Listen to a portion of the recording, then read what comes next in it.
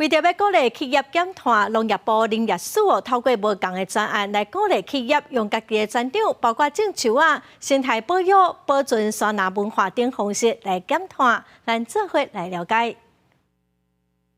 一个国家拢面临极端气候引起的灾害，像热伤害、可旱、创大水等等。减碳是国际的趋势，为着要达成台湾2050空净零碳排的政策，林业署伫4月推出自然碳汇和生物多样性媒合平台，最后成功媒合11间企业。林业署伫9月初2办发表会，希望会当继续带动公司部门的合作。企业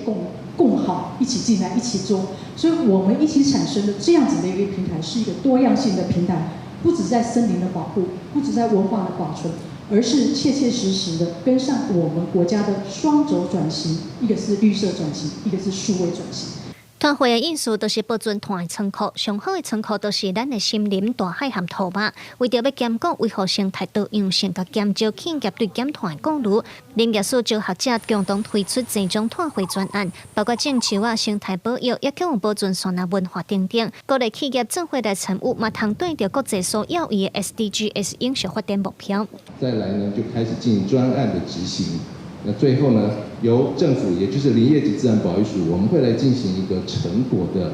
查核，最后完成每一年我们都会有一个所谓的成果证明的核发，也会特别注明它所对应的